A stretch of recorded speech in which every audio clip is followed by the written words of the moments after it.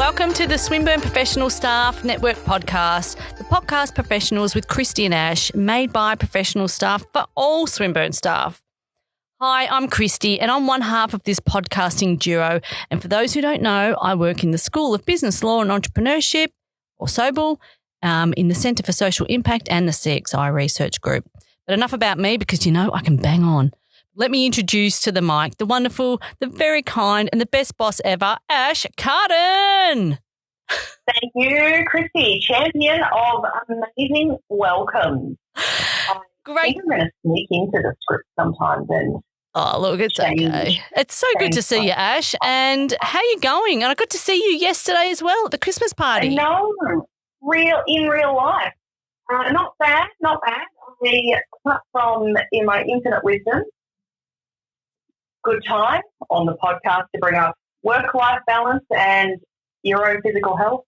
I had let my exercises for a bulging disc lapse, and now it has a bulging friend disc that joined it.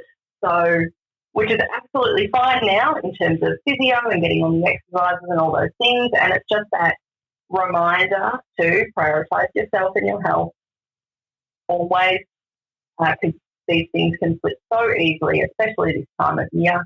So I'm very happy that I have lots of good services and things around. Good. Yeah, you got to look after yourself. Yeah, and everyone should. We miss so many things, especially in busy seasons, about ourselves and our bodies that we really deserve to look into for ourselves. So strongly recommend everyone make sure that they are prioritising themselves in whatever way they can. That's right. And coming up to Christmas shutdown, we've got a couple of days off. So I know I am booking in zero. I am not doing a lot this Christmas break. I'm really looking forward to it. But it was really good to see you yesterday at the Christmas event. I thought Kristy Raby and her team of event legends put on a great Christmas party for Swinburne One. It was really fantastic. There was heaps of people there. Got to see all my amazing colleagues from all over different parts of the uni, and it was good, wasn't it? It was fantastic. Like the way that they run the One Swinburne end of year, the job that the events team do is really, really well put together, making sure that, again, is that inclusive times, proper transport. Those to me are the most important things if you're going to do an all-encompassing event. And the weather came out as well. It was just lovely. I'm laughing because I am watching Ash on the screen and her cat is all over the keyboard, tail in the face. Honestly, for anyone that either laughs at cats on screen or has a cat themselves, this is Bob. He has featured on the podcast before and he is trying so hard to put his backside in my face while I work. Today it's just he's in one of those moods. So as soon as I run and go, welcome Bob's to the there, podcast. Still a pencil. Yeah, Bob. So as we this is the last podcast for in this series 3, we kind of had a little bit reflecting back on what a great year it's been, a busy year that it's been, and also, you know, looking forward to 2024. I'm going to work smarter, harder. No, I'm not going to work hard. I'm just going to work smarter next year. But smarter. It's been a fantastic year, and I had a couple of really big highlights this year, and would like to hear what your highlights have been this year, Ash. So I have to give a cute highlight because there's always lots of highlights and it has been such a massive year. But definitely I'm very thrilled and lucky that my son has thrived in his first year of primary school. So he's finishing up prep this year, or foundation, not sure what it's called anymore. What I do know is they're very lucky. I'm really relieved that he is happy with the structure of school, that he has amazing teachers, and that's a really good combination. The structure of school doesn't work for every learner at a young age, so I'm really relieved that he has been able to thrive in that environment. That's really lucky, and I talk about his prep teacher as someone who is made from angels and unicorns. She's just one of those brilliant teachers and who is perfect for foundation. She enjoys getting to know these kids, and she has this amazing sense of patience and kindness, and that's obviously to the kids, but also to me as a parent who errs on the side of neurotic. It's been amazing and informative. That's so nice. And how gorgeous that, your little boy, he's finished successfully the first year of his school and he's got a long way to go, but, it's just really lovely. I've had heaps of highlights this year, but I reckon one of them has been a bit of personal growth myself, not physically, trying to keep slim and trim as always, but live your best life, hang on. But I think I was reflecting back to this time last year and what I was doing, and I was stepping into a new role with CESI. And this year we've had like a lot of events, and we've done hybrid, we've done online, we've done in real life. But what's worked really well this year is the online events, and we've absolutely smashed it. We've had really big online events, and they've looking to where I was this time last year to where I am now and how I've improved. It's been really good. So I've had a really, really good year. I'm looking forward to 2024, Ash, and there's going to be lots happening, including another great year of the SPSM podcast. Actually, I was going to ask, what are you looking forward to next year? I kind of skipped forward there. I'm looking forward to seeing what comes, planning my leave a little bit better. Oh, good idea. And hopefully having a more deliberate year. Okay. Is my plan. Yeah. Oh, good on you. Well, I hope that comes to fruition, because I like starting the new year with a good plan, and these next couple of weeks are all about, for me, planning and getting ready for next year. So I'm looking forward to getting organised. I love getting organised. But this year, we're just going to touch on some of the amazing people that we've had on the podcast this year. It was we've had Nancy Collins, who was a super interesting chat, and like the downloads were insane. Kristy Raby talking about the events team and her role here at Swinburne. Narelle Lemon, do you remember our awesome chat with Narelle? I absolutely remember Narelle. And also Nicola Howard as well, who's the chair of the SPSN network. We've got a cracker of a pod lined up today with Alan Duffy. So let's hear from Alan.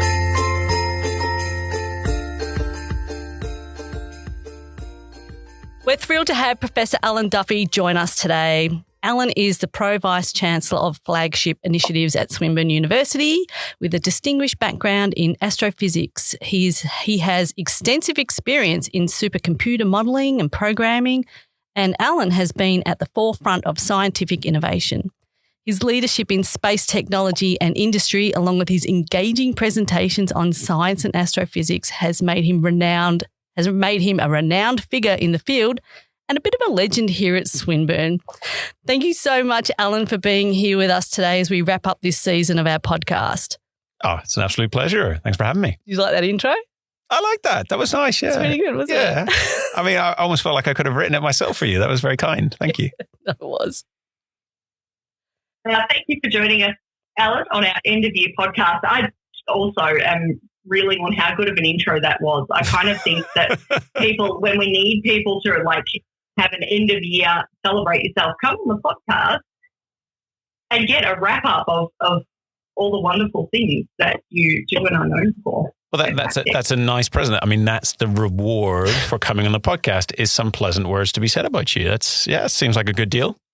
Yeah, I think so. So this is our end of year podcast. We are recording one day after the One Swinburne Christmas party. So end of year party, I should say. Apologies. Hope everyone that was there had fun. I was there, enjoyed some banter with, you walk 3 steps and you get you stop and have a few conversations with people that you haven't seen in X amount of time, which is fantastic, and lots of food, more food than last year. So I hope everyone enjoyed that. This is our last recording for this year, and we actually have a waitlist for 2024. However, that is for later on in the podcast. We are launching into our first question, kicking off to get to know you a bit better, and for those who might not know of you or your work. if you can tell us a bit about, of course, yourself and your role at Swinburne. Not a job interview, it's just a So my weakness is that I just take on too much. I work too hard. You know? Yeah. Okay, so my background, as was very I think generously described, is astronomy. I like to say that I create baby universes on supercomputers, and that is work that I continue with my phenomenal PhD students here. I have broadened out to a range of research areas within that space technology domain. So that includes new kinds of materials, new kinds of Earth observation techniques. So the way you use the data from space to learn more about the Earth. I have also, most recently, as was noted, become the Pro Vice Chancellor of Flagship Initiatives. So that is a real step change in what I get to do every day. And I've always wanted to work across the university. I've always gone out of my way to connect across the schools or faculties as we once had. This role, its literal focus is to do that for every bit of Swinburne now. So not just the research schools, but also into VET. So a true one Swinburne approach, but then also across into the other business units. So I work hand in hand with the government relations team, with external comms, with BD industry engagement, student recruitment, and trying to map out where are our global partnerships with Doug Proctor and his role. So I get to work across absolutely every bit of Swinburne because the flagship initiatives are designed to be multidisciplinary, multi-organizational, and multi-million-dollar scale initiatives to meet a serious, perhaps one might even say existential challenge. So we launched 2 initiatives this year. The first was Green Steel Alliance. So this is led by Jeff Brooks, but again, the nature of these is multidisciplinary, multi-institutional, so it has a range of partners. We've been very successful in several ARENA grants, so that's brought in a lot of new capacity to Swinburne. So just acknowledging again, Jeff Brooks, as well as Akbar Ramdani. We also have the supply chain decarbonization. So this brings in the likes of the brilliance of Hadi Gadari from Sobel, this business law, as well as our electrical engineering expertise with Mehdi, sitting over at the Siemens Swinburne Energy Transition Center, and then a whole range of other capabilities in terms of economic modeling with Andy Nygaard, and as well as new kinds of technology for alternate fuels like hydrogen with Rosalie Hawking and Gordon, his VH2 hub. So it's that kind of, it's the ability Swinburne has afforded me to look outside, say, gee, that's a real big problem. And I think there's a real big pot of money somewhere, hopefully, to get the solution to be delivered. And then I get to run around internally to Swinburne in a very systematic, organized way, and actually stand up that scale of partnership that we can deliver. And quite, in fact, the first question is actually we ask, who have we got externally who can go with us on that journey? Because the one thing that I love most about, so many things I love about Swinburne. One of the things I love most about Swinburne is the fact that we are so connected to external organizations, be they industry, NGOs, government organizations. I mean, just whoever is out there trying to achieve an impact, that's the group that we try to work with. We do not do research for its own sake. We do it to help people, to help the world, external to the walls of this institute. It's a function of our size. I think it's also a function of our founding. And this PVC role is just a small part of that endeavor to always connect better internally and externally to deliver a better outcome. You said, there's no pressure there, and it's quite a massive role. That's fun. But you said that there's it's been a real step change for you this year. How are you enjoying it? Like, have you settled in? Spooky, but have you settled in, and how's it going for you? And Well, that's it. I mean, look, so the spooky thing was the lights just went out in the room for a second. It was very weird. So look, it has been a step change because of the breadth of the science, and it goes from social sciences, design, and into the harder edged engineering cohorts, which I really haven't had much previous, opportunity to engage with, as well as, of course, SOSET, my background. But it's not even just that. I mean, thanks to science communication and years of science communication, I'm really comfortable with talking across a range of topics and engaging with people from a range of topics. The step change has been in the level of partnership discussion. So, my week is now filled with national, indeed even international, in fact, even government now this week, figures. It's just crazy to me that this is the level of engagement that I get to have. And it's, thrilling, but it's also a real awareness of the challenge that presents. I mean, these are serious people. These are serious organizations. You're talking to, $1 billion plus organizations and their CEOs. You really have to be on your game when you actually have that kind of conversation. And I think it was recognizing that, whereas before, when I was the director of the Space Technology Industry Institute, there were moments of that level of conversation, and then I would get to just continue my astro level chats and stuff and have fun. Now every conversation is that. And that was, I had to recognize that demanded a better level of organization by myself. If you've ever seen my desk, it is a mess. My window on my desktop is just a mass of documents. I've got a to-do list in Apple Notes, which is 2,000 entries long. That's not the way you deliver this stuff. But so I have had to get some tools in my kit to get a little bit better.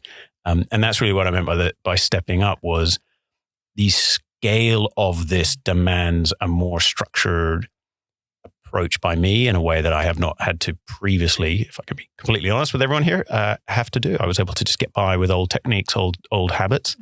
This year has been about learning new skills, new ways of working. Interesting.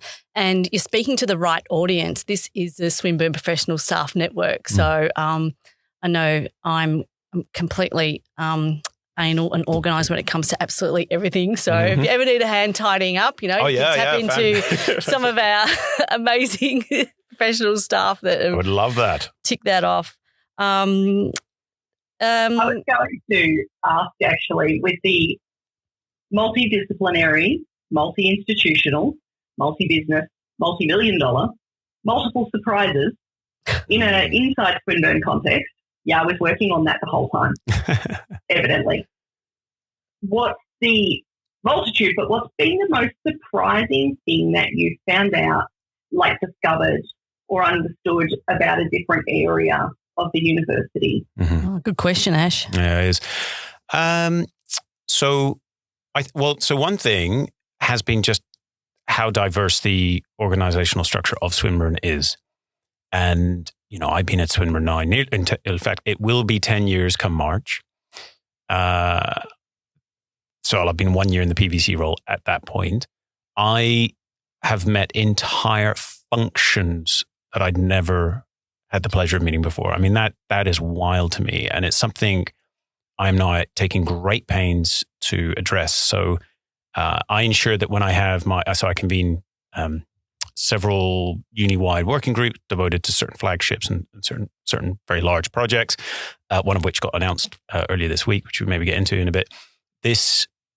And I make sure that I'm including business units that you just traditionally would never have in a meeting room, quite frankly.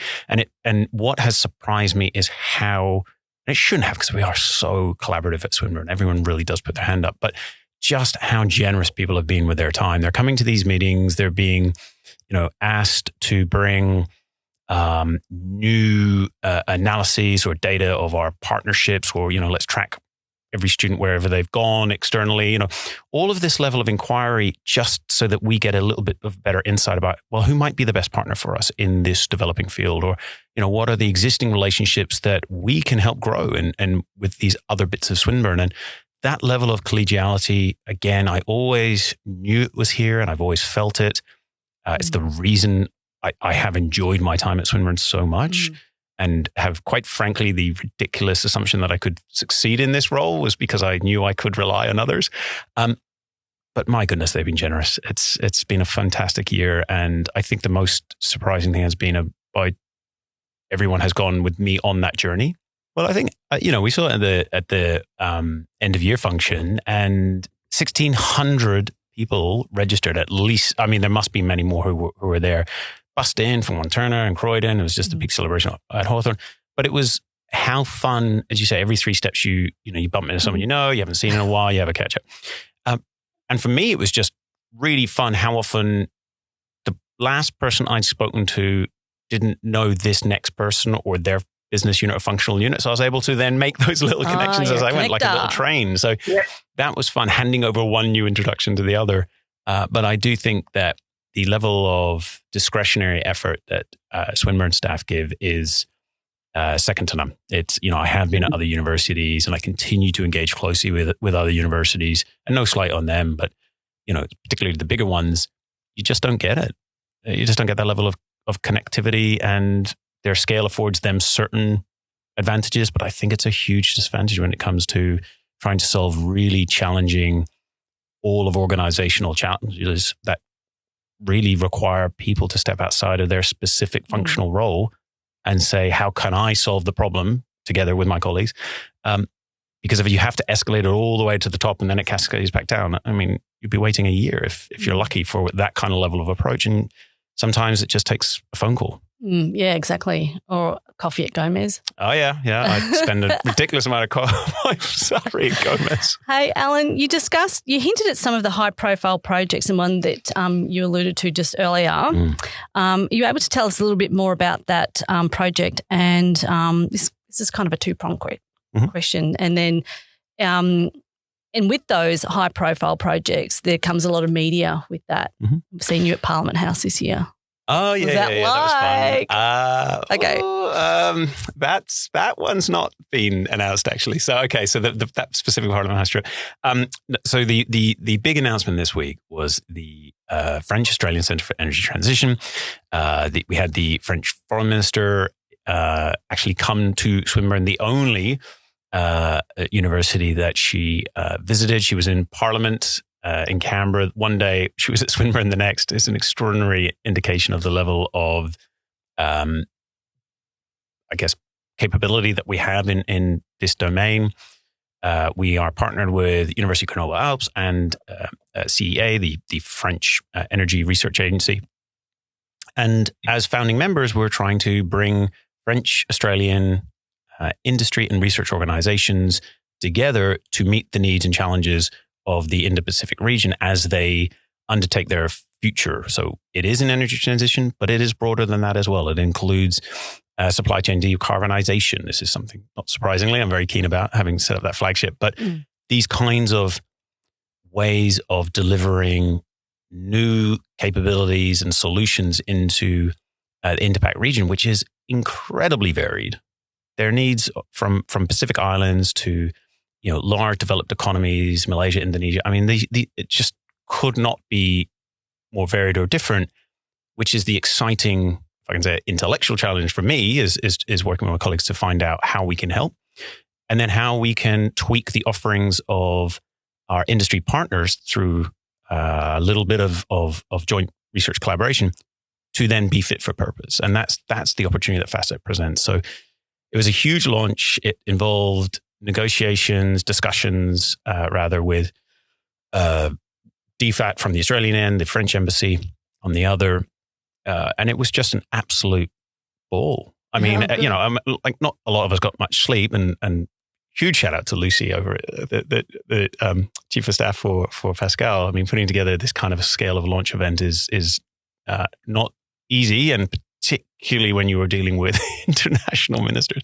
But that kind of scale was tremendous fun, and it's what you live for, those kinds of big moments. And for it to all go so smoothly, pretty important to kickstart something that could have such a major impact, and rightly sees Swinburne and its research teams recognized to be at the cutting edge of that energy transition, and in partnership with our international colleagues to deliver solutions for a region, quite frankly, that is rightly now getting a lot of attention, but perhaps didn't so much in the past. I'm, just thrilled with that.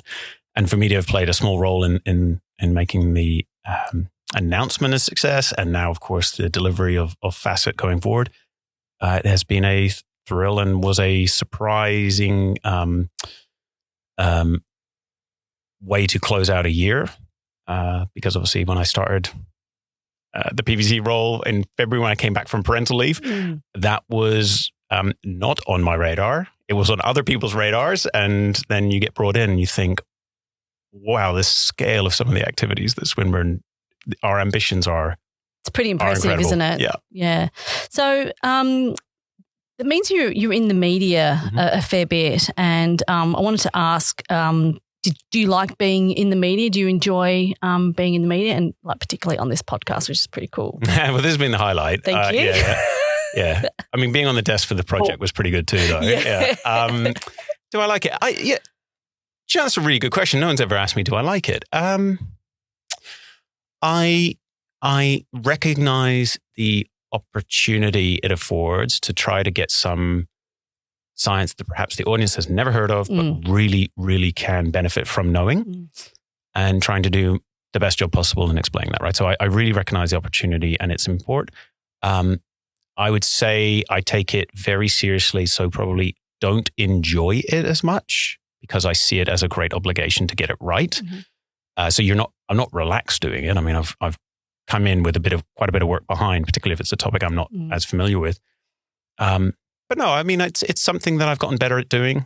And you can take satisfaction from improving in something. And I never would say I'm particularly good at. I mean, I always look to other fantastic communicators, and we have at Swinburne such a plethora. We've, Rebecca Allen, Sarah Webb, just off the top of my head, really outstanding communicators, and who are also adopting new kinds of media. So Sarah's blown up on TikTok. Like I don't have a TikTok account, right? Like that's passed me by, and that's really thrilling to see that next generation. But traditional media does still have a role, and it's still something I'm very happy to be involved in.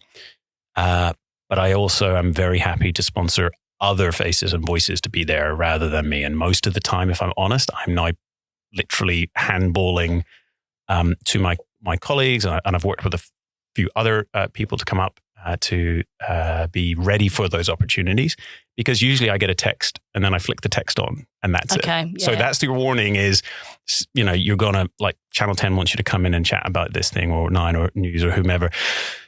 You've probably got 30 seconds to get back to me. Yeah. And that's not something you want to do for someone who's never gone on TV before. So I work with quite a few people now to, along with our comms teams, to get them ready for those opportunities. Oh, that's really exciting, because I've seen Sarah Webb's all the profile come through, particularly on the Swinburne media channels that we get each day. She's all over it. Yeah. So I have seen her. I'm not on TikTok either, but I have seen some of her stuff come through on Instagram. So if you're on Insta, I think they go through there as well. She crossed promotes. Yeah. Our listeners are probably wondering, how did you get on the podcast? And because we do have a bit of a wait list for next year, which is awesome. But we had this chat lined up ages ago, and it's funny that you're talking about the media, because I listened to Sammy J on 774 in the mornings, and you were on recently. You've got a regular spot with him on Monday mornings, and he asked you this question, Alan. So I'm going to ask it to you again, because our listeners might not have heard it, and I'll see if you keep the same answer. So you can mix it up, whatever. I don't care. Okay, so Sammy J asked you, what makes you happy and what keeps you up at night? That's what you said. This is what I said. Do you remember that? I do, actually. No, I remember. So just for everyone, picture the scene. It's 6. I've been woken up by my kids at 6 a.m. I've got about 15 minutes to make some coffee. I then run into the car in the driveway. And that's because I can close that door, and that's the only place you'll not hear my kids in the morning. And then I've got 10 minutes to the interview and then run back in. Obviously, my wife's there. I've just left my kids alone. So I'm sitting in a freezing cold car when he's asked me this, and I've got a mug of coffee if I'm lucky, trying to warm my hands up. And I was quite honest, actually. So I don't usually give such a serious answers, especially not Sammy J show. His whole thing is like, it's morning, let's not make it harder on people. And I said, what keeps me up at night is the scale of the challenges that are facing Earth, from deforestation, diversity loss, ocean acidification, climate change, just societal challenges, you name it, it genuinely does keep me up. But what makes me happy is working towards those solutions with others and seeing in particular our scientists and engineers and activists and local community groups collaborating to solve those challenges. That genuinely makes me happy, which is why I love my role, because I get to try to advance a little bit more quickly, perhaps, some of those efforts.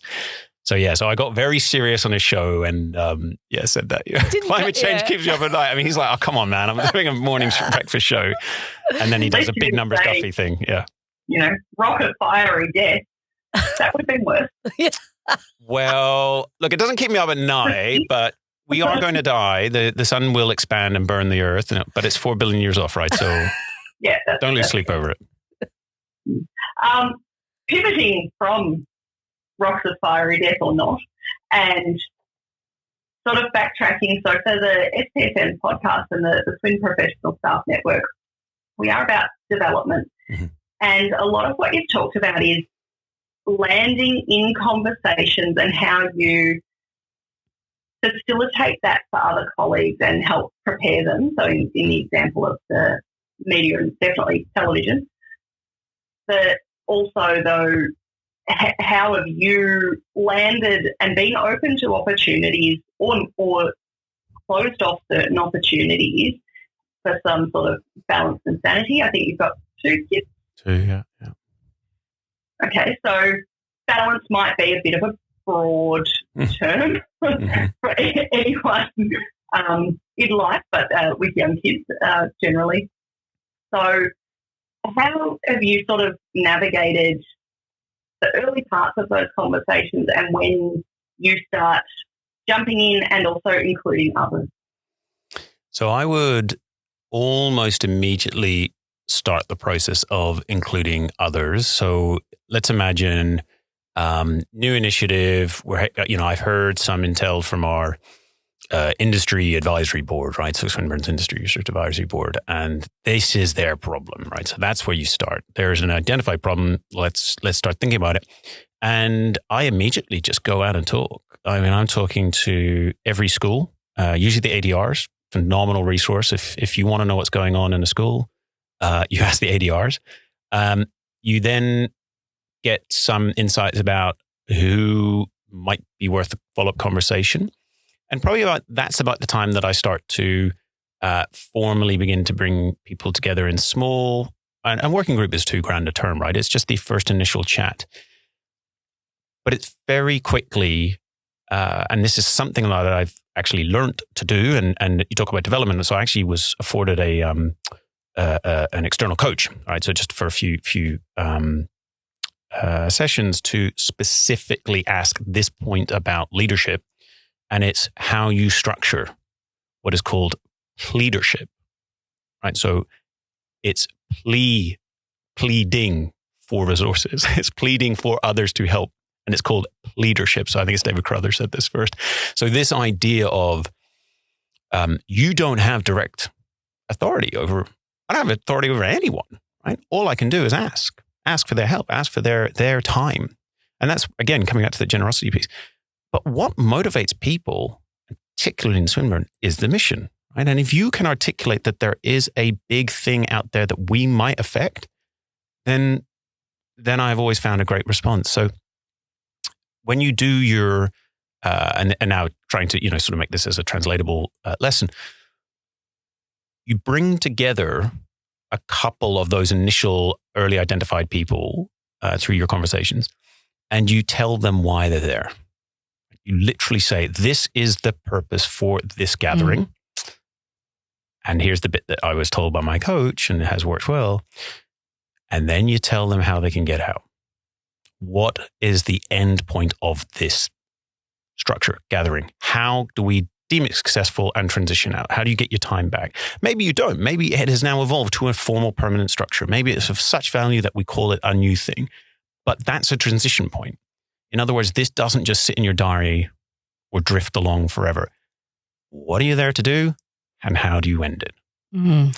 Once you define those 2 points, people feel very comfortable that they see their role there, and they also know the commitment. It's really clear. It's clarity. So that is the thing that I've changed most in my the way that I convene these kinds of meetings in this last year in particular. Then you talk about the balance, and I came back from parental leave, so I've been very fortunate, and again, Swinburne is incredibly generous, is very leading in this regard, particularly amongst other universities. But I was afforded very significant parental leave for both my children. I took over half a year each time, so cumulatively now I think probably 14 months, which is incredible. And I kept tabs on things a little, so that I came back to an organization that I wasn't, that I was still familiar with. Mm. And I mean familiar in the sense of like truly what's going on, not just general. Mm. But I was clear that I couldn't be brought in to things and everyone was very respectful of that. And that for me was the balance. It meant I had this formative moment, time with my children. And then it meant that there was a better balance at home for when I was returning to work. And Sarah, my wife, is full-time as well. So we've got ourselves a better balance. So the balance of work life, it's a balancing act, right? So you're constantly juggling with each other. Who's doing pickup? What's happening? Mm-hmm. And what it's meant is that I've blocked out holds in my diary where there's either a morning or a late drop-off or an early pickup, right? Every parent knows this. And what it means is, unfortunately, the balance will be that I will have to put the kids to bed and then I'll have to spend those couple of hours to catch up, right? So that's just the choice I've made. Other people make a different choice. And I think that Swinburne is flexible enough to accommodate those kinds of choices. But I also think it's important to recognize that, at least in my life and my roles I've been privileged to have, there have been times when I have just had to work hard. Mm. And particularly around research, we've had a new discovery. That was it. That was several months of my life was just deep in the trenches, crazy amount of time. The outcome was fantastic. But that's what it means to be at that cutting edge for research in particular. So I really want to acknowledge the hard work of the researchers. But the idea is that sometimes, particularly in research, you do have to go down a really intense rabbit hole to be that wrapped up in the concept to make the breakthrough. Yep. But you've got to come back out of that, right? You've got to have a healthy balance and a life. And my children provide me that. I also would, highly recommend running or just whatever your exercise is, but please do exercise just to keep yourself fresh. But so for all those things, the balance is one that you choose and recognize that sometimes you're going to have to work really, really hard. Yeah. I liked what you said before about what's the purpose, what's the start and the end point. But it's actually being respectful for others and their time, right? Like what you want them to know is you are not just about to waste their time. And I think that, I'm not quite at this level, but I certainly know people who are, and I think it's not a terrible idea, but they don't go to big meetings unless there's an agenda. Okay, yeah. Now, I think that's maybe a little too far, but I also get where they're coming from because they want the clarity of purpose. And if you've written an agenda, in theory at least, it should be saying something along those lines. Yeah, and it's being respectful of people's time, isn't it? As we start and that's, where are you? I was going to say that shared goal. I'm also taking leadership. That is a fantastic little buzzword of leadership because it really is. And especially in one of the reasons that we are so problem-solving focused is because we are incredibly lean as an organisation in a lot of ways. Mm-hmm. So that idea of leadership, I think, could really be very strong at Swinburne in how we work and how we operate, representing what's already happening. And there's sometimes you see in other organisations, or sometimes people might assume this is something that's XX. So if it's payroll, and I've picked payroll because there is one team that does payroll and they are brilliant, and also I work with them enough that if I'm speaking out of turn, I hope they'll be able to tell me. But I think it's fine to say that anything remotely related to payroll, we would assume it's in payroll whereas there might actually be something outside of that. So leadership, going in with the idea that it's a question, not an assumption, I think it also helps with that transparency and respect of everyone's time, and just sort of adding to that, having a goal, a shared goal and an agreed time frame. I think we could do really well to promote that and pat ourselves on the back where that's happening and how often. As all staff, but in reference to the SPSN as professional staff, definitely. It's going to be fully inserted into my vocab, Ash. So Ash is my direct boss. So now you will be using that term. Yeah, absolutely. I think that's a much better word than some of the other ones I come up with. Yeah. It's a mishmash of sayings. Going to use that one. So as we start to wrap up our chat with you today, Alan, I've got two last questions for you. Are you taking a break over Christmas and are you going away? What are you up to? I'm absolutely taking a break. I'm falling over at the finish line. It's a bit like that, isn't it? It's been a year. Like I feel I'm looking around and everyone's eyes tell me the same. We've all had a year. But I think it's a year of success and achievements. I mean, it's been a hard year, but these are hard-won successes. And you see that in our rankings, you see that with our financial positions and everything else. So I'm going to take a break, only about a week over the holiday break, and I'm just staying in Melbourne, and we're having sort of Christmas with the kids here because my dad is flying in March, so I'm off for fully 3 weeks. No one's going to be able to get hold of me. I'm proper gone to take him around a bit of Australia with the kids, who he has never met his grandson because of COVID. You're right. And the last time he saw his granddaughter, she was literally strapped to my chest. She was that tiny. So that's going to be great. Yep. Super cool.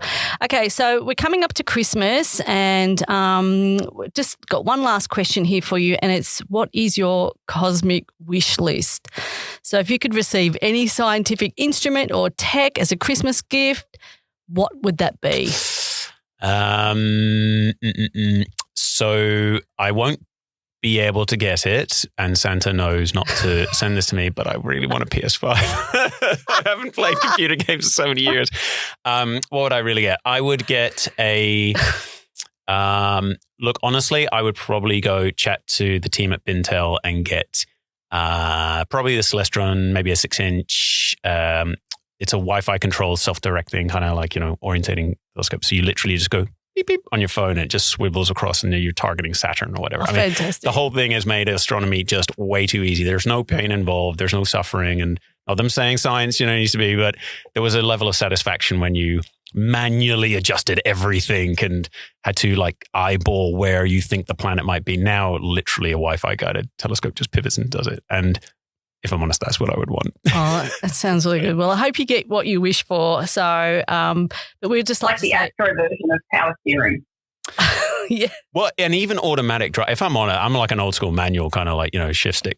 Yeah. So there's just, it's in the same way that automatic gears are still driving.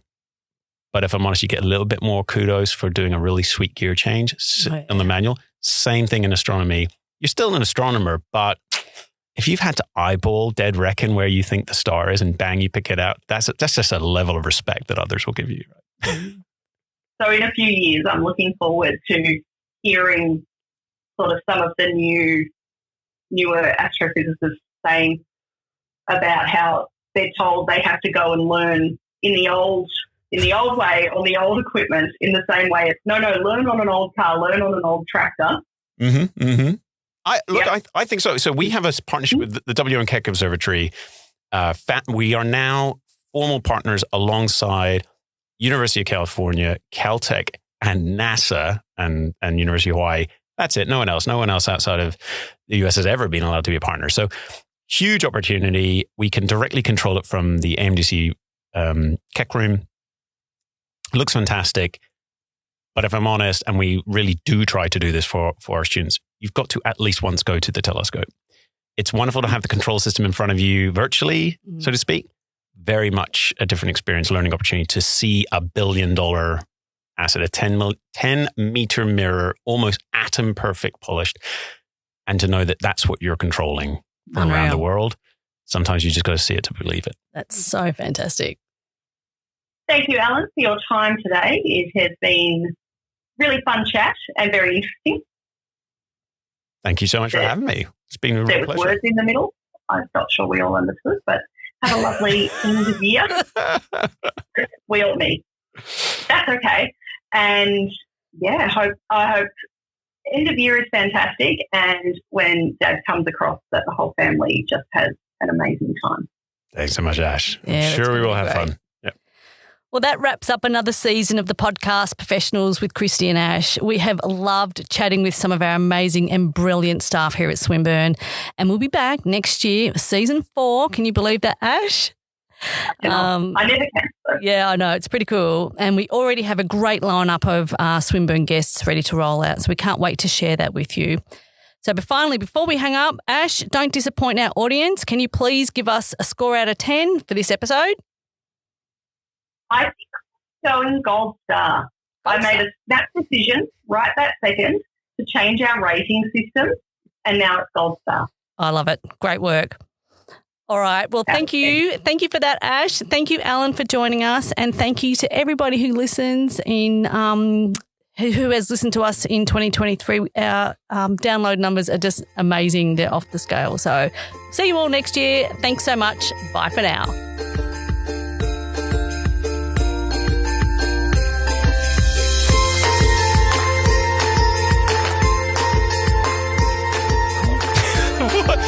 What a way to start. All right. So, no. You hit record and went, oh my God. It's like, all right, I'm here. I'm in the room with you. I can hear you say that now. Okay. All right, cool. So in 3, 2, 1.